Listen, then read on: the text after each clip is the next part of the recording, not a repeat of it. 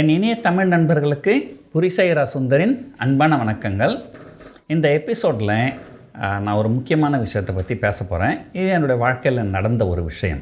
முதல்ல இந்தியாவிலேயே நான் மட்டும்தான் அதிகமாக இந்த லாங் டேர்ம் ஆப்ஷன்ஸ் அப்படின்றத பற்றி பேசுகிறேன். இந்த ஆப்ஷன்ஸ் ட்ரேட் பண்ணுறவங்க என்ன பண்ணுவாங்க, இப்போல்லாம் தினமும் ஒரு எக்ஸ்பைரி இருக்குது. ஒரு mid cap Nifty expiry, Nifty expiry, bank Nifty expiry, Sensex expiry, fin Nifty expiry அப்படின்ட்டு. ஏன்னா மக்கள் என்ன நினைக்கிறாங்க, தினமும் காசு பண்ணிடணும், இன்ட்ராடேலே காசு பண்ணிடணும் அப்படின்ட்டு. பொதுவாக லாங் டேர்ம் ஆப்ஷன்ஸில் ட்ரேட் பண்ணுறது கொஞ்சம் சேஃப்.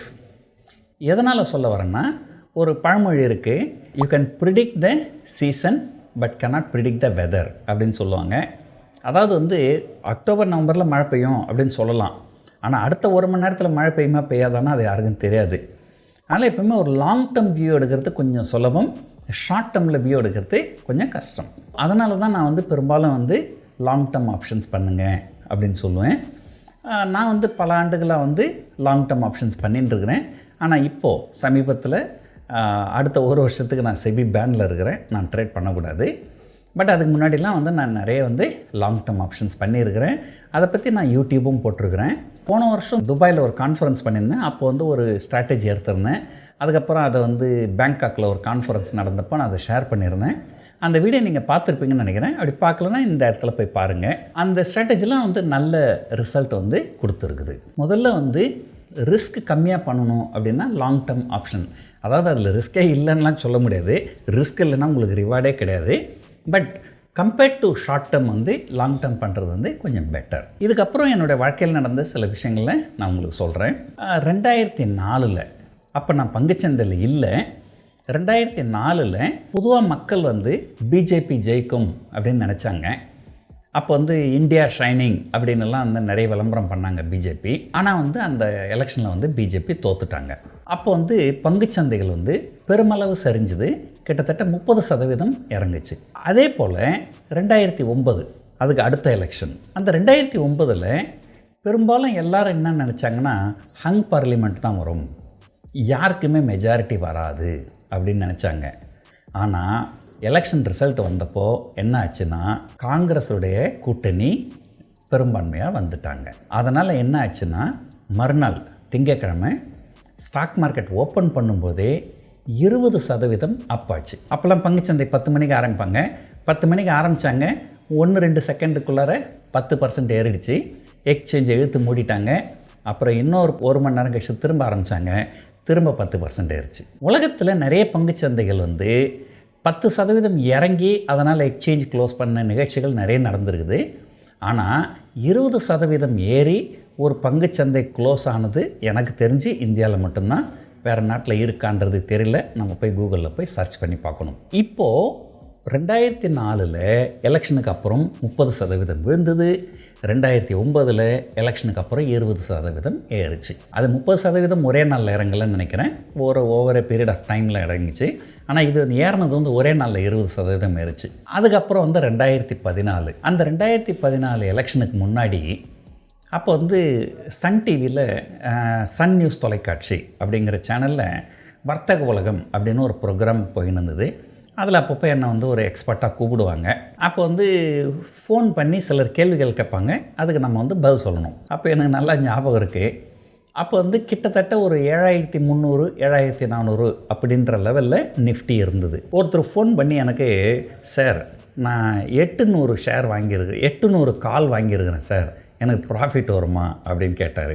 எனக்கு புரியல. 800 நிஃப்டி ட்ரேட் நடக்குது 7300 7400, 800 கால் எப்படி வாங்குவார் அப்படின்னு எனக்கு புரியல. சார் நீங்கள் கொஞ்சம் திரும்ப சொல்லுங்கள் அப்படின்னேன். சார் 800 கால் வாங்கியிருக்கிறேன் சார் அப்படின்னு சொன்னார். எனக்கு அப்பவும் புரியல. சார் இன்னொரு தடவை சொல்லுங்கண்ணே. அவர் கொஞ்சம் கோபமாக சொன்னார். சார் 800 கால் வாங்கியிருக்கிறேன் சார் அப்படின்னாரு. எனக்கு அப்போ தான் கொஞ்சம் தோணுச்சு, சரி இதில் ஏதோ தப்பு இருக்குது, என்ன சொல்கிறாரு புரியல அப்படின்னு. சரி உடனே என்ன பண்ணேன், சரிங்க நீங்கள் என்ன விலைக்கு வாங்கினீங்க அப்படின்னு கேட்டேன். நான் 5 ரூபாய்க்கு வாங்கினேன் சார் அப்படின்னாரு. நான் உடனே என்எஸ்சியோட ஆப்ஷன் செயினில் போய் பார்த்தேன். அந்த 5 ரூபாய் கால் ஆப்ஷன் எங்கே நடக்குதுன்னா 8100, அதாவது 8100 கால் ஆப்ஷன். ஸோ நிஃப்டி 7300 நடக்குது, 8100 கால் ஆப்ஷன் அவர் வாங்கியிருக்கிறார் 5 ரூபா கொடுத்து. அந்த 8100 தான் அவ்வளோ அழகாக தமிழில் 800ன்னு சொல்கிறாரு. 800ன்னா நம்மளை பொறுத்தவரைக்கும் 800 இல்லைங்களா. 8100க்கு வந்து 8100ன்னு சொல்லணும் தமிழில் சொன்னால். இங்கிலீஷில் சொன்னால் 8100ன்னு சொல்லணும். அது 800ன்னு சொல்லி நான் குழப்பினார். அந்த ஜோக்கு எனக்கு இன்னும் ஞாபகம் இருக்குது.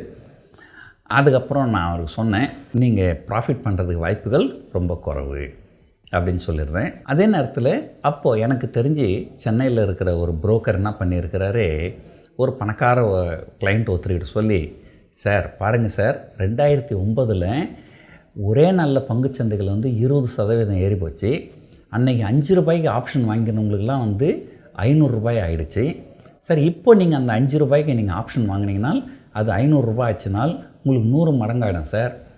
நீங்கள் ஒரு 1 கோடி ரூபாய் நீங்கள் முதல் வச்சு நீங்கள் ஆப்ஷன் வாங்கினீங்கன்னா 100 கோடி ஆகிடும் சார். உங்கள் லைஃப்பில் செட்டில் ஆகிடலாம், பெரும் பணக்காரர் ஆகிடலாம் அப்படின்னு சொல்லிவிட்டு ஒருத்தர்கிட்ட பணத்தை வாங்கி 1 கோடி ரூபாய்க்கு அவங்க ஷேர் வாங்கியிருக்கிறாங்க, 5 ரூபாய்க்கு கால் ஆப்ஷன் வாங்கியிருக்கிறாங்க. இதில் வந்து அடிப்படையாக தெரிஞ்சிக்க வேண்டிய விஷயம் ஒன்று, பங்குச்சந்தைகள் வந்து எதிர்பாராமல் நடக்கின்ற ஒரு விஷயத்துக்காக மட்டும்தான் வந்து வயலண்ட்டாக பிஹேவ் பண்ணும்.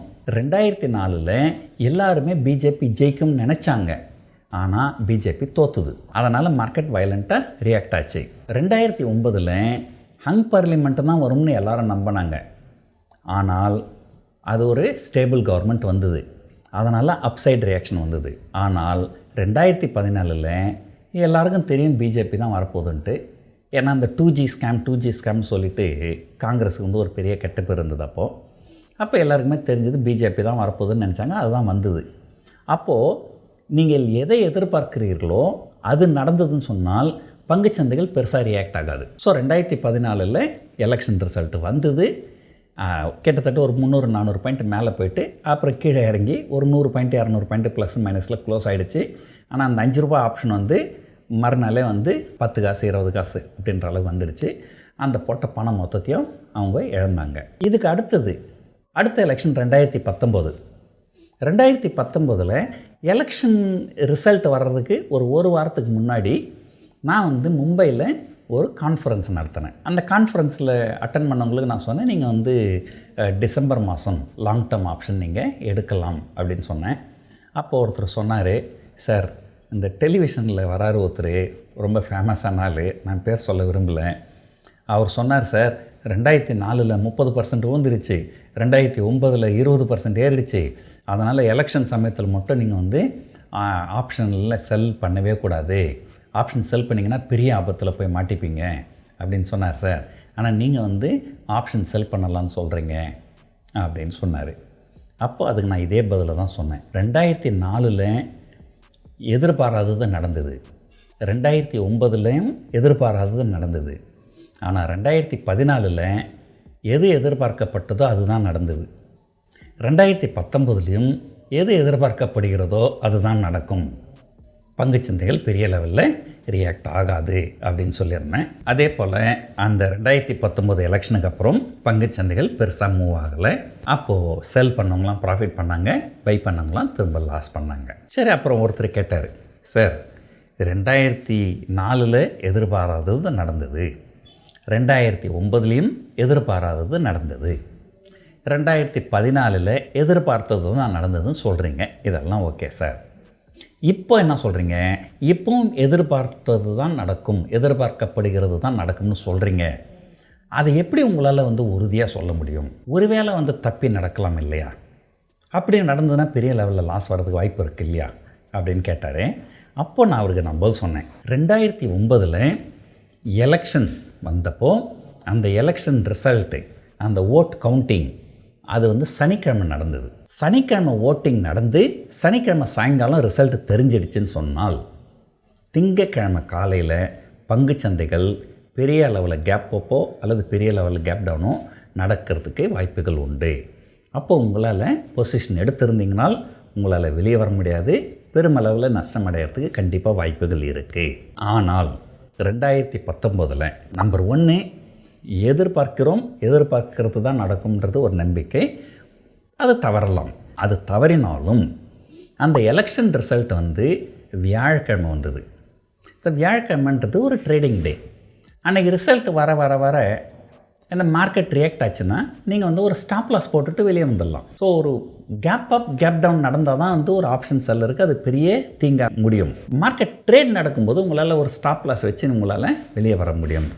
ஸோ அதனால தான் நான் வந்து இந்த தடவை எடுக்கலாம் அப்படின்னு சொல்கிறேன். எதுக்காக இவ்வளவு கதைகளை நான் சொல்கிறேன்னாக்கா, பார்லிமெண்ட் எலெக்ஷன் நடக்கிற வருஷங்களில் நீங்கள் வந்து லாங் டேர்ம் ஆப்ஷன் பண்ணக்கூடாது.